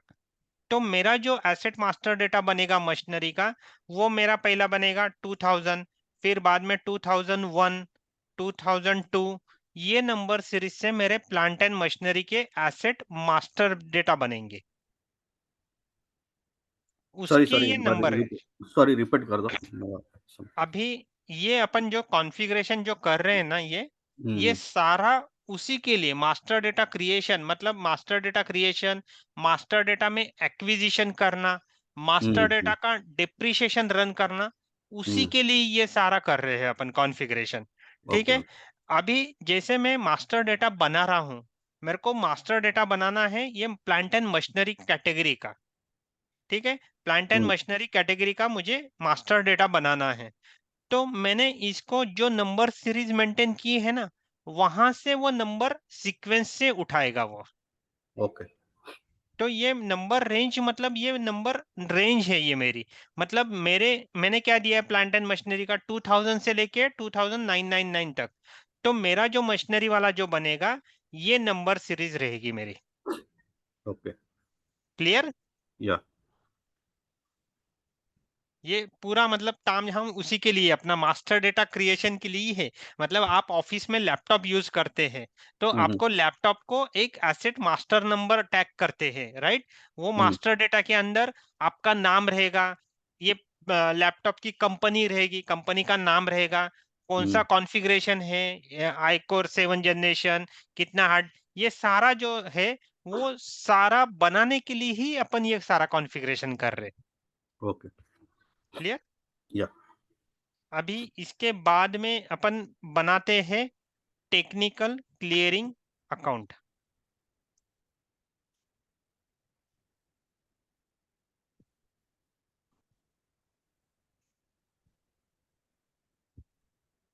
ठीक है, अपन ने क्या क्या कवर किया? अभी चार्ट ऑफ डेप्रिसिएशन कवर किया, असाइन चार्ट ऑफ अकाउंट्स किया अपन ने कंपनी कोड को, ये OABC रन किया, OA84 ये टी कोड रन किया, ठीक है, और डेप्रिसिएशन एरिया क्रिएट किए अपन ने, ये सारे टॉपिक कवर किए। अभी अपन टेक्निकल क्लियरिंग अकाउंट क्रिएट करते हैं। अभी ये जो टेक्निकल क्लियरिंग अकाउंट जो क्रिएट होगा, ये आपके ये जो कैटेगरी है ना, ये आपकी ये जो सारी कैटेगरी, उसके लिए एक आपका टेक्निकल क्लियरिंग अकाउंट हो सकता है, या फिर आप कैटेगरी वाइज अलग अलग टेक्निकल क्लियरिंग अकाउंट बना सकते हो। ठीक है, पहले अपन टेक्निकल क्लियरिंग अकाउंट क्रिएट करते हैं और फिर वो मैपिंग करते हैं। अभी टेक्निकल क्लियरिंग अकाउंट अभी अपने को क्रिएट करना है, तो उसके लिए टी कोड है FS00।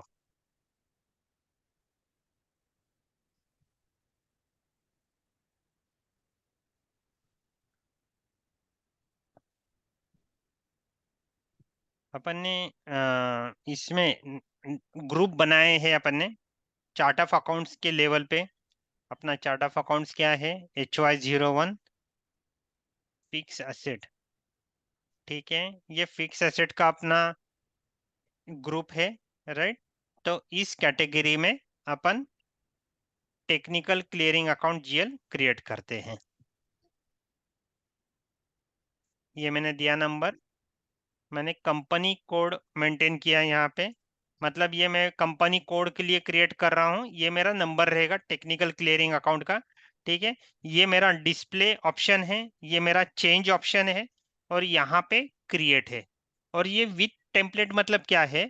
आपके पास अगर 3 कंपनी कोड है, ठीक है, VT HY01 HY02 HY03, ठीक है, आपने ऑलरेडी ये जो GL है HY02 में बनाया है, और वैसे ही सेम आपको बनाना है HY01 के लिए।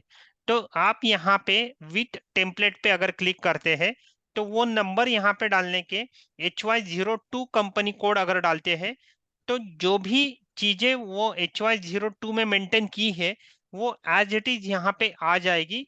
सिर्फ आपको डिस्क्रिप्शन अगर चाहे तो चेंज करना है, नहीं चाहिए तो नहीं कर सकते आप, क्योंकि आपको सेम रखना है तो सारे कंपनी कोड के लिए, और आप सेव कर सकते हैं।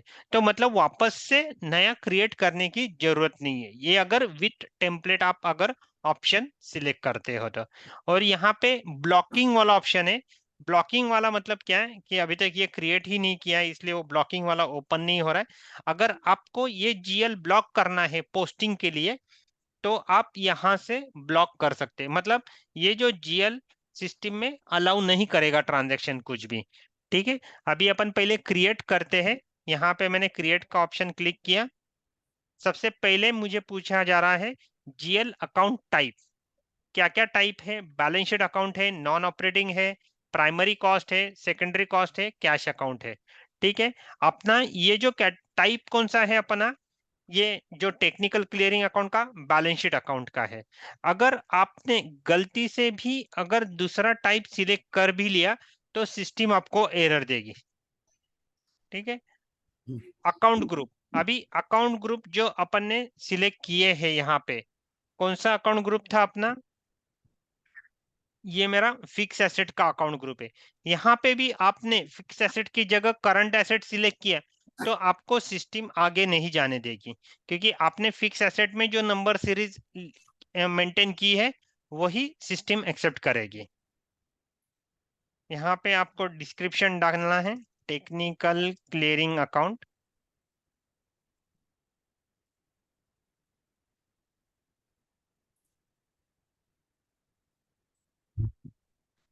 कंट्रोल डेटा में जाऊंगा। अभी ये टेक्निकल क्लियरिंग अकाउंट में अपना तो यहाँ पे मतलब टैक्सेस रिलेटेड कुछ भी ट्रांजैक्शन नहीं आएंगे अपने, राइट? तो यहाँ पे मैं पोस्टिंग विदाउट टैक्स अलाउड कर रहा हूँ और यहाँ पे रिकंसिलेशन का दिया हुआ है टाइप। तो ये मेरा तो रिकंसिलेशन अकाउंट और रहने वाला है। रिकंसिलेशन कौन सा रहने वाला है? मगर मेरा एसेट का रहने वाला है, राइट? ये मेरा एसेट के लिए सब लेजर अकाउंट है मेरा ये। यहाँ पे सॉर्ट की, अभी ये सॉर्ट की का यूज क्या है ये मैं पहले सिलेक्ट करता हूं। यहाँ पे एसेट नंबर है। अभी ये सॉर्ट की का यूज कैसे होता है? जैसे मैंने एक अकाउंटिंग एंट्री की, ये मैंने एसेट एक्विजिशन का ही करता हूं मैं। Asset account debit to vendor account, ये मेरी अकाउंटिंग एंट्री है, ठीक है? ये तो मेरा जीएल का डिस्क्रिप्शन हो गया। यहाँ पे अमाउंट आ जाएगी और यहाँ पे असाइनमेंट करके फील्ड है। अभी आप ये जो जीएल पे सॉर्ट की में जो भी आप मेंटेन करोगे ना, अभी मैंने यहाँ पे क्या मेंटेन किया है? एसेट नंबर मेंटेन किया है। तो ये जो जीएल जब आप यूज करोगे तो यहाँ पे जो असाइनमेंट फील्ड जो आएगी ना वो जीएल के सामने, वहां पे एसेट नंबर अपडेट होगा ऑटोमेटिकली। क्लियर? ये रिपोर्टिंग पर्पज के लिए आपको इजी हो जाएगा फिर वैसे। तो ये उसका पर्पज है। इसके बाद में क्रिएट बैंक इंटरेस्ट में यहाँ पे फील्ड स्टेटस ग्रुप बना है। ये फील्ड स्टेटस ग्रुप अपन ने बनाए थे, याद है आपको? अपन ने कॉपी किए थे एसएपी स्टैंडर्ड से फील्ड स्टेटस ग्रुप। यहाँ पे ये फील्ड स्टेटस ग्रुप क्या रोल प्ले करता है कि जैसे मैं अभी ये सिलेक्ट करके देता हूँ कि यहाँ पे अलग अलग फील्ड स्टेटस ग्रुप है। जैसे ये रिकंसिलेशन है, ये मैंने यहाँ पे मेंटेन किया। ये याद है यहाँ पे suppress, required entry, optional entry. मतलब ये जो जीएल अकाउंट अपन बना रहे हैं उसमें से ये जो फील्ड है इसके लिए कौन सी फील्ड अपने को यूजफुल है और वो कौन सी रिक्वायर्ड करनी है, कौन सी ऑप्शनल करनी है, सप्रेस करनी है, ये अपन फील्ड स्टेटस वेरिएंट से डिसाइड करते हैं। अपन ने ये बनाया है, देखो फील्ड स्टेटस वेरिएंट HY01। ये अपन ने एसएपी स्टैंडर्ड से कॉपी किया था पूरा। 43 47 फील्ड स्टेटस वेरिएंट है, वो सारे के सारे अपन ने कॉपी किए थे। ये मेरा टेक्निकल क्लियरिंग अकाउंट, ये मैंने सेव किया ये डेटा, ठीक है? मेरा ये टेक्निकल क्लियरिंग अकाउंट ये सेव हो गया। अभी ये मुझे मेंटेन करना है। अभी ये कहाँ पे मेंटेन करना है इसका मैं पाथ बताता हूँ। SPRO, IMG, financial accounting, asset accounting, integration with general ledger accounting, इसमें यहाँ पे technical clearing account for integrated asset acquisition, ठीक है? यहाँ पे अपने को मेंटेन करना है। अभी यहाँ पे दो पाथ दिए गए हैं। जो पहला पाथ है जैसे मैंने बताया कि अगर आपको सारे कैटेगरी का एक ही टेक्निकल क्लियरिंग अकाउंट मेंटेन करना है, मतलब ये सारे कैटेगरी का मुझे एक ही टेक्निकल क्लियरिंग अकाउंट मेंटेन करना है, तो मेरे को फर्स्ट पाथ यूज करना है, ठीक है? और अगर मुझे कैटेगरी वाइज मेंटेन करना है तो मुझे ये सेकंड पाथ यूज करना है। अभी मैं पहले पाथ में सिलेक्ट करता हूँ, एग्जीक्यूट करता हूँ। यहाँ पे दो कॉलम दिए हैं, मैं न्यू एंट्रीज में सिलेक्ट करता हूँ। क्या क्या दिया है यहाँ पे? Chart of accounts. Chart of accounts क्या है अपना? HY01, ठीक है? अभी अपन ने यहाँ पे टेक्निकल क्लियरिंग अकाउंट जीएल बनाया है। जो जीएल अपन ने बनाया है वो अपने को यहाँ पे मेंटेन करना है। ये मैंने कॉपी कर लिया। और यहाँ पे ये मैंने मेंटेन किया। और टेक्निकल क्लियरिंग अकाउंट कब हिट होता है, ये लास्ट सेशन में मैंने कवर किया था, याद है? रिकंसिलेशन में। रिकंसिलेशन उसका तो है ही, मतलब टेक्निकल क्लियरिंग अकाउंट के कारण रिकंसिलेशन इजीली हो ही जाता है, मगर कौन से सिनेरियो में हिट होता है? एक ही सिनेरियो में हिट होता है अपना, वो है एसेट एक्विजिशन। एक्विजिशन में, या ओके, और वो जो एक्विजिशन की एंट्री भी अपन ने देखी थी, क्या एंट्री होगी अपनी? Asset account debit to technical clearing account. Okay, और वापस technical clearing account debit to vendor account, ये अपनी एंट्री होने वाली है।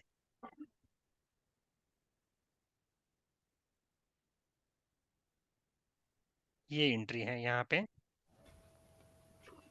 यस। राइट?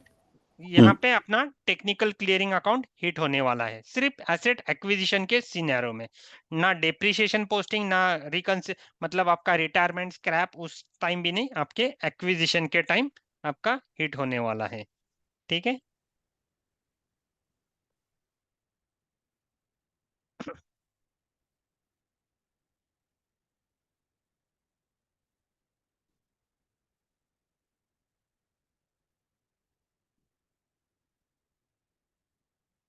वापस सर्वर गया है क्या?